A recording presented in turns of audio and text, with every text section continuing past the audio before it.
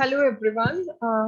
Here it's Gurleen Kaur, Assistant Professor in Department of Management Studies. So today we are going to discuss the topic remedies for breach of contract. So before going into the remedies, let's discuss what is breach of contract. So breach of contract means when either of the party means if a contract occurs, if any of the party fails or refuses to perform his part on the contract, that is known as breach of contract. Means when any of the party out of two, they refuses or they don't want to or they fails, they are unable to perform their part in the contract, that is known as breach of contract. Now, breach of contract comes out of two things. One is anticipatory breach and another is the actual breach. So, anticipatory breach means an anticipatory breach occurs when a party demonstrates his intention to break a contract. When they already inform it, when they already, they demonstrate it that yes, their intention is to break the contract. They don't want to convert the contract into the final thing, so they don't want to convert it into and they break it into, so that is known as the anticipatory breach. Vocal or the written confirmation is not required. Failure to perform an obligation in a timely manner can result in a breach. Now when they fail to perform their duties or the obligation on time, then it results to the breach of contract. By declaring an anticipatory breach, the counterparty may begin legal action immediately rather than waiting until a contract terms are actually broken. So when it is being declared that it is an anticipatory breach, the another party will start up with the legal action immediately. And it is not going to wait for the time that, okay, the terms and conditions are still there. No, they won't wait for such a time. They will start up with the legal action upon the party who has broken the contract. For example, Rajesh agreed to marry Shantana. Before the date of the marriage, the Rajesh heard that the Shantana going to marry Subhambram. So that is, they came to know that they are not going to get married. So he break the thing and he has entered into the legal action. Actual breach.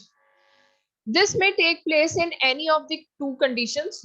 Actual breach may be on due date of the performance, during the course of performance. Now, on due date of performance, if any party to the contract refuses or fail to perform his part of the contract at the time fixed for the performance, it is called an actual breach of contract before due date of performance. So, any party who refuses or fail to perform his part on the contract on the fixed time, means on the fixed date, fixed time, fixed day, when it is not happening, that is known as on the due date of the performance. The actual performance has not occurred, that is known as the actual breach. During the course of performance, if any party has performed a part on the contract and then refuses or fail to perform the remaining part of the contract, it is called as the actual breach of the contract during the course of performance. Suppose half a thing has been done and the half is remaining. So between this says that, okay, we don't want to go for the contract, we don't want to complete the contract. So that is known as during the course of performance. So the actual breach which is happening in the two form, that is on the due date of the performance and another is during the course of the performance. So due date, when it is on the date fixed, it is not happening, and during the course of performance means when it's already being performed, half is performed and rest is remaining. So they say that, okay, we don't want to enter into the contract. So that is known as during the course of performance. Remedies for the breach of contract. A legal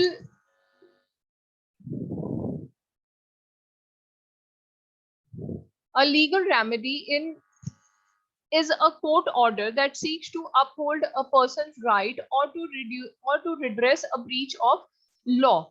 So when one party breach a contract, the other party may ask to court to provide a remedy for the breach. The court may order the breaching party to pay the money to the non-breaching party. So the party who has refused to the contract, that is known as the breaching party. So who has refused that I am not going to complete the contract, who has refused in between or on the day, that party is known as the breaching party. And the party who was already performing the things, who was ready to come into the contract, that is known as the non-breaching party. So court may order to pay the money, that is the compensation, to the non-breaching party.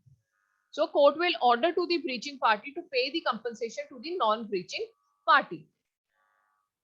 Now, types of remedies: suit for recession, suit for damage, suit for quantum merit, suit for specific performance, and suit for an injustice. So these are the 5 types of remedies which can be used, which can be practiced in any of the injustice which has happened over there. That is the recession, damage, quantum merit, specific performance, and an injustice. Now, suit for recession. The term recession refers to the cancellation of contract. So when the contract has been cancelled, so that is known as the recession.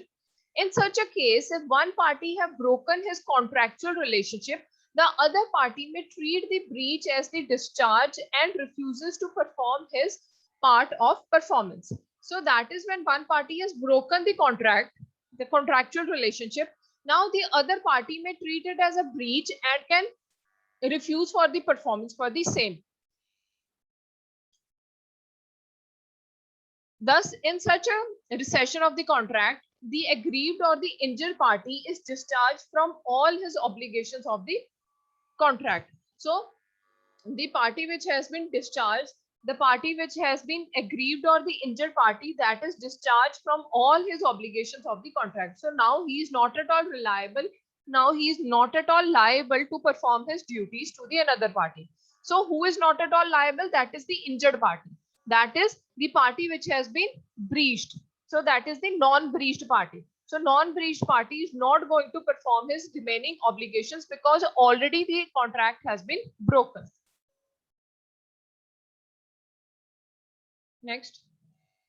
Under the following cases, the court may refuse to grant the recession. The party cannot be restored to his original position due to the changed circumstances. The party has acquired right in good faith and value during the subsistence of the contract.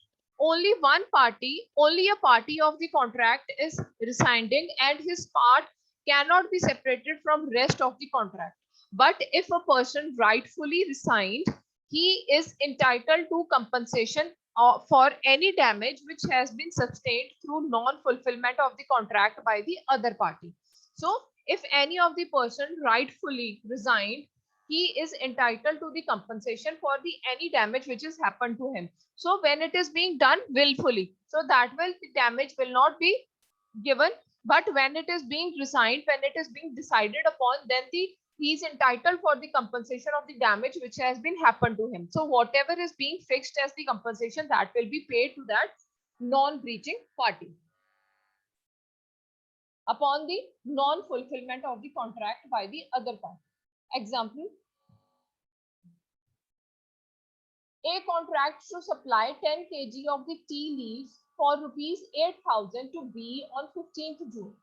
If A does not supply the tea leaves on the appointed day, B need not to pay the price. The B may treat the contract as resigned and may sit quietly at home.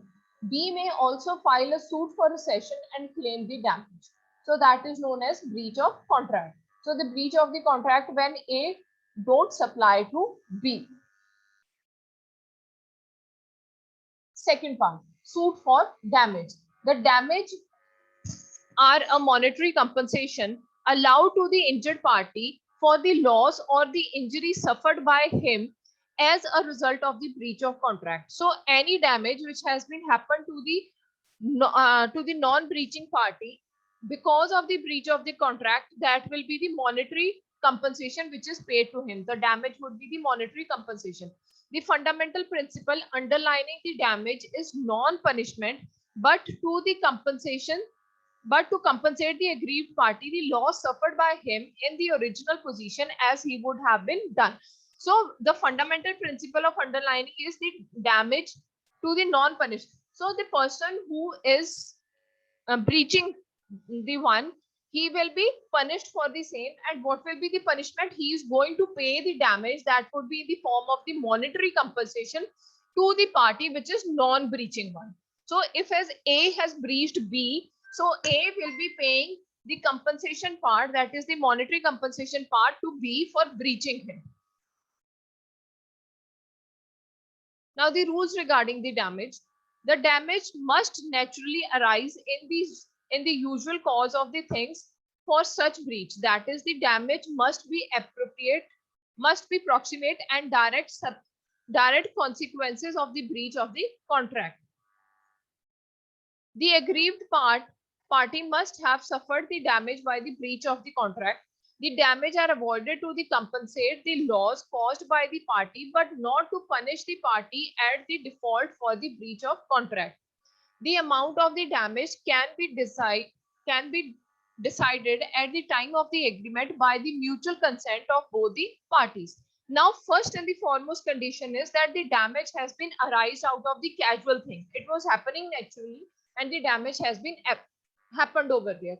So, damage must be proximate or direct consequences of the breach of the contract. Because the contract has not happened, so the consequences are these. So because of those consequences, the direct consequences which came out of that contract would come into the breach part. Now the aggrieved party must have suffered the damage by breach of contract. So any party, they must have suffered some damage out of it. So again, it should be fulfilled. Now the damage must be awarded in the terms of compensation and the loss which is caused to the party. And the amount of the damage can be decided at the time of the agreement only. So mutually, when the agreement has been done, at that time only the things must have been described and finalized, that okay, if any of the parties not going to complete the contract, what will be the compensation which will be paid over there. So that must have been defined in the very initial stage. Next are the type of damages. So there are various types of damages. The first is the ordinary, special, exemplary, nominal damage, damage for inconvenience and discomfort, liquidate damage and penalties, stipulation for interest, forfeiture for the security deposits. So the example for the same is, if Mr. A to pay rupees 3 lakhs to Mr. B on 1st April. Mr. A does not pay the money on the day Mr. B is unable to pay her the debit and suffer a loss. Now Mr. A is liable to pay B the principal amount and also the interest. So the date upon which Mr. A has to pay money to B, that has been fixed. Now on that day, it was not being paid. On that specific date, it was not being paid. So that would come as a loss which has happened to Mr. B, and now B will be paid the interest amount and the interest amount by A. So that is into the damage which has happened over there. Now next is the suit for the quantum merit. It means that suit for the quantum merit, it means as much as earned or in the proportion to the work done. Right to the quantum merit literally means a right to claim the compensation for the work already done. So this is the work which is already done. So for that thing, it has been claimed. Means someone has already provided the services to the A. Now these services have been provided, but he has not been paid for those services. So he will claim the same thing afterwards or at that time. So that would come into the quantum merit. Example, Mr. A engages Mr. B as a contract to build a 3-story house. After a part is constructed, A prevents B from working anymore. B, the contractor, is entitled to get the reasonable compensation for the work done under the doctrine of quantum merit in addition to the damage for the breach of the contract. Now, A has called B for constructing a 3-story house.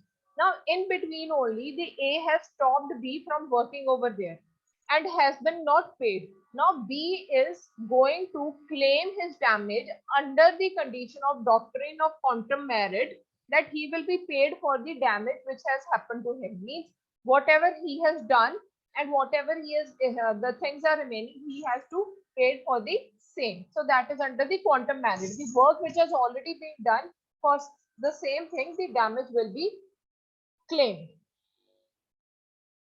Next is the suit for the specific performance. The suit for specific performance means demanding the court direction to the defaulting party to carry out the promise according to the terms of contract. The cases where the suit for specific performance is not maintainable, where the actual damage arises from the breach are not measurable. So the actual damage which is arising out of the breach, that is not measurable. It cannot be measured in any terms. Where monetary compensation is not an adequate remedy. So here paying the money is not at all a remedy which is being done to that person, which is being paid to that. Example, X agreed to sell an old painting to Y for rupees 50,000. Subsequently, X refuses to sell the painting. Here, Y may file a suit against X for the specific performance of the contract. Now, X has already agreed for selling the old painting, but he has refuses. So, the Y may go to the court to sue that person.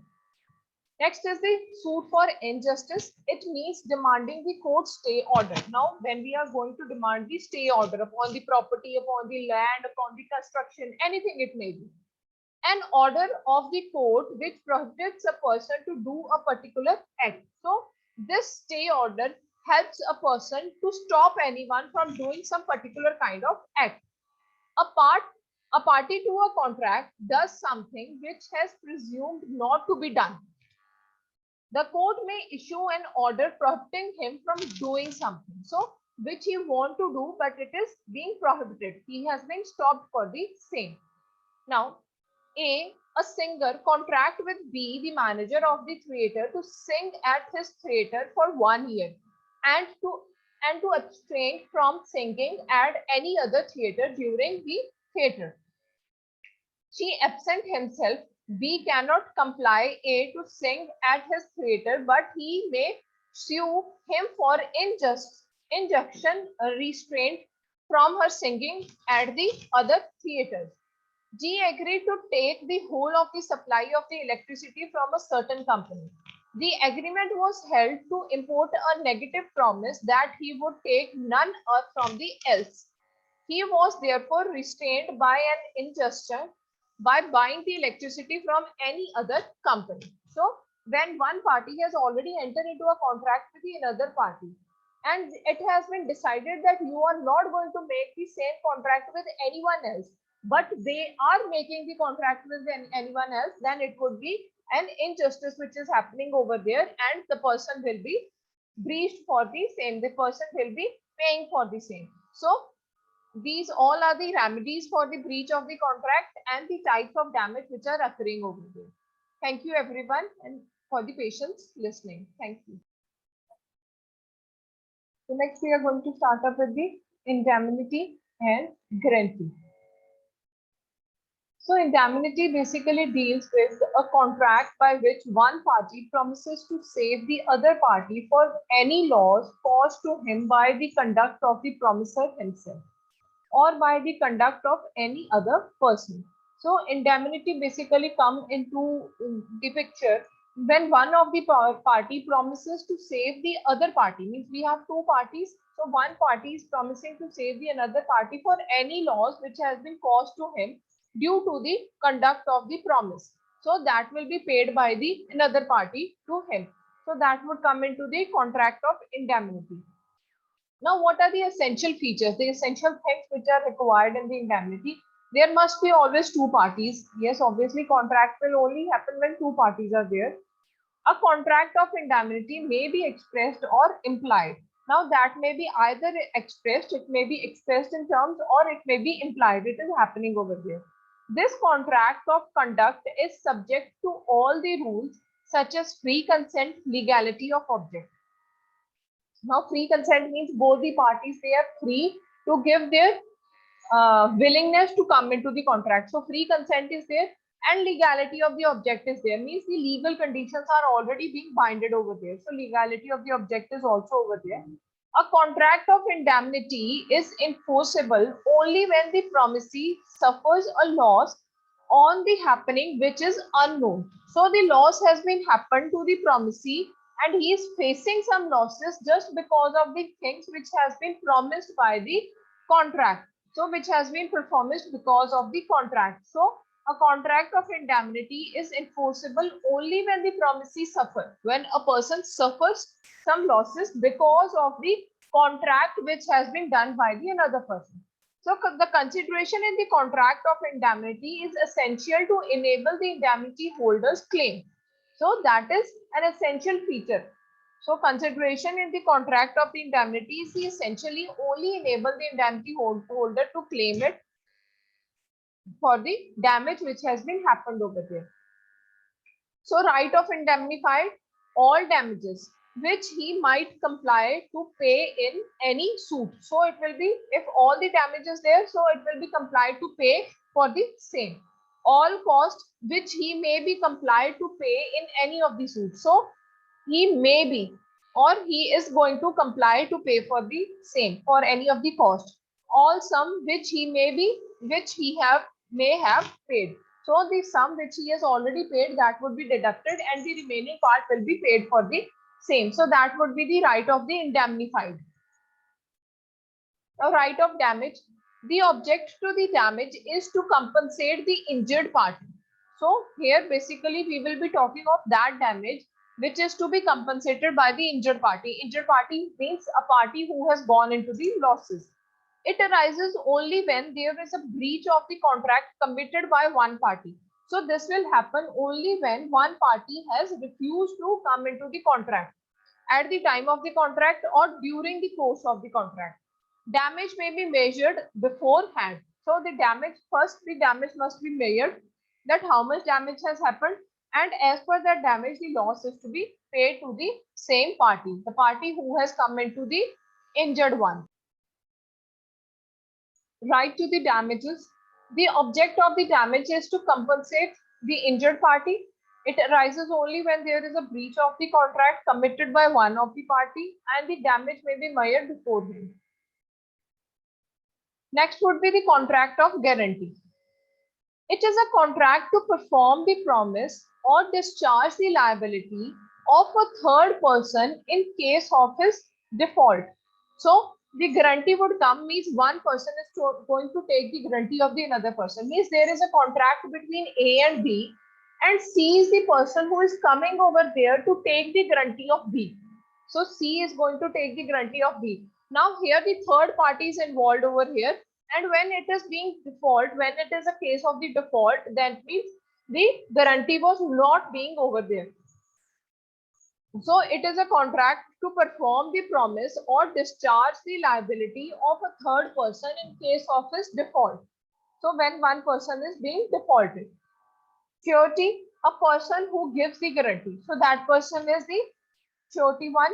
Principal debtor, the person is in respect to whose default the guarantee is given. So whose guarantee is being given. So A and B, there is a contract between A and B.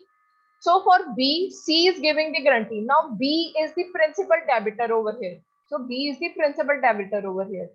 C the creditor. Now A is the creditor over here, the person to whom the guarantee is given. So the person to whom the guarantee is given, that is A.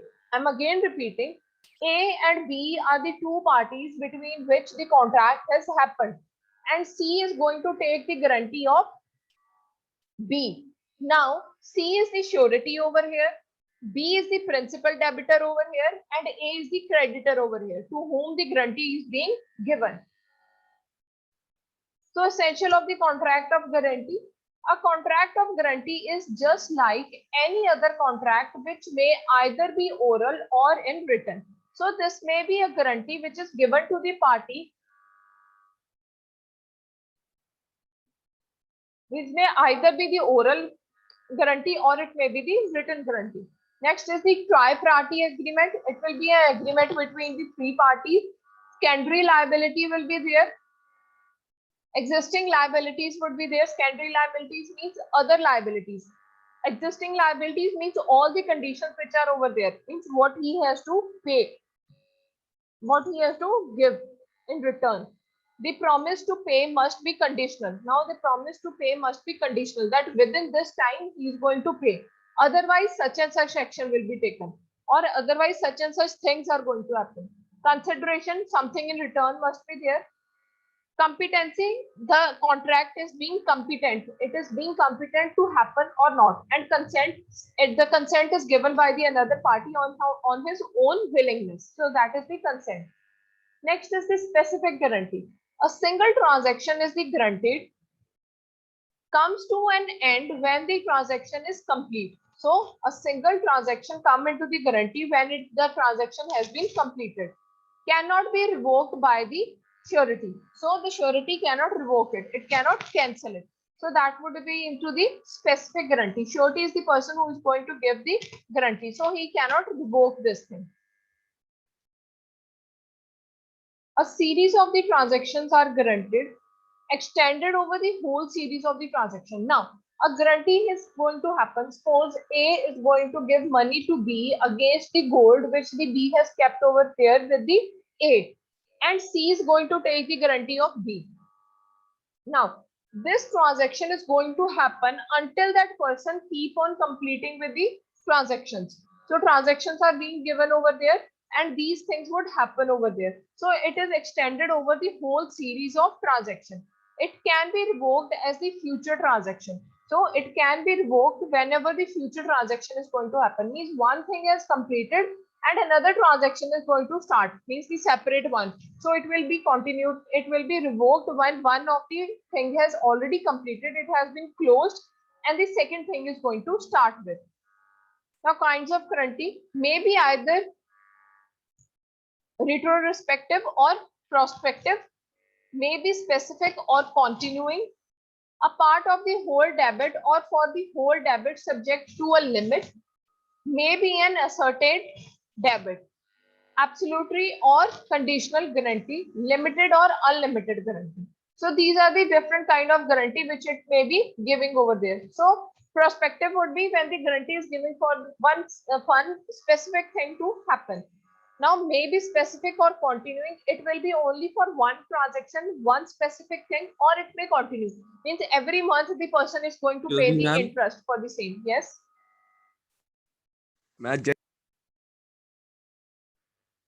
So next is definition. A guarantee which extends to a series of transactions is called the continuing guarantee. So the guarantee which keep on extended to the series of transactions. Series of transactions means one thing has happened, another is going to start, the third one is going to start. When the things are going to be started in the continue form, that is known as the continuing guarantee. So that will keep on continuing at the different stages. A guarantee may be ordinary or specific. So a guarantee may be an ordinary one, means it's an ordinary thing, or it may be a specific thing. Means we are going to give the guarantee for some specific issue, means it's for the finance condition. Ordinary means we are giving the guarantee, okay, you give the thing to him, he will return you tomorrow. No, that is an ordinary one in a casual way. So that thing would come into the ordinary part. Specific, when it will be specifically mentioned that this is being given over there for the return of money, for the return of the material, for the return of the goods. So that would be something for the specific part. Revocation of the conditional guarantee by notice, when a surety gives a notice to the creditor. So by notice, when we give the written notice that okay, I take this guarantee. So it is given in the notice part. By death is revoked by the death of the surety, provides such a notice is received by the creditor. So when the surety is not there, when a person who is going to give the guarantee, he is not over there. So that would come into the revocation. It would revoke. By variation in the contract, the variation may be in the contract. There may be some changes in the contract which are happening over there. So because of those variation, the contract is going to revoke. Creditor act as omission. Any act of the omission by the creditor. So creditor is going to take any act. The creditor is going to take any action over there.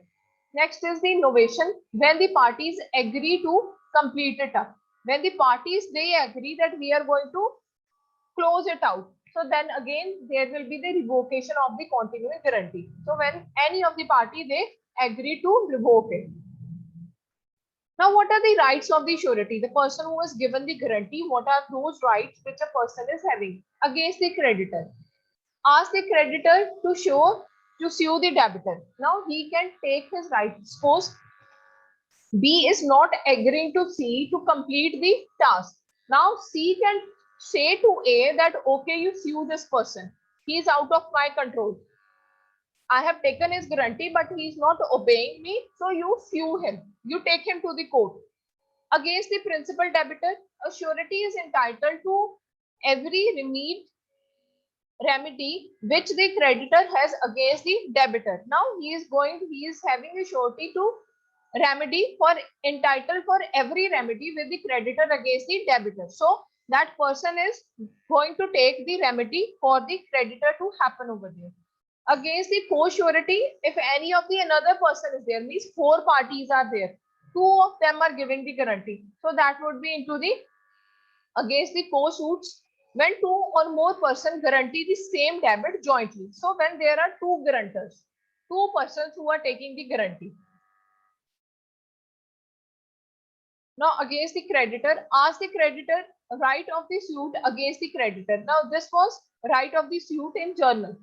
Now against the creditor, ask the creditor to sue the debit. The same thing, the claim for any of the set off or anything which has happened over there. So all those things would come into the sue part.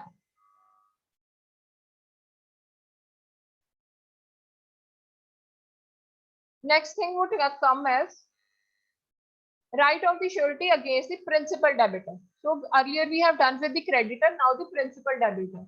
That is the right of the subrogation, then right of the security with the creditor, right of indemnity, compile the principal debtor to perform the promise and prove the debit in the bankruptcy for the debtor.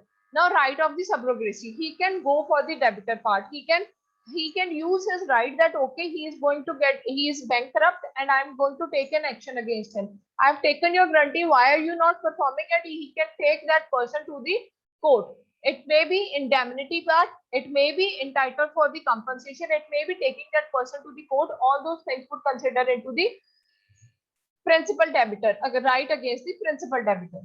Now co-suit, when there is another grantor, the second person is there. So right to share the security, retrievable, right to contribution, right to counter security, right to plead the co-security and the debtor by one.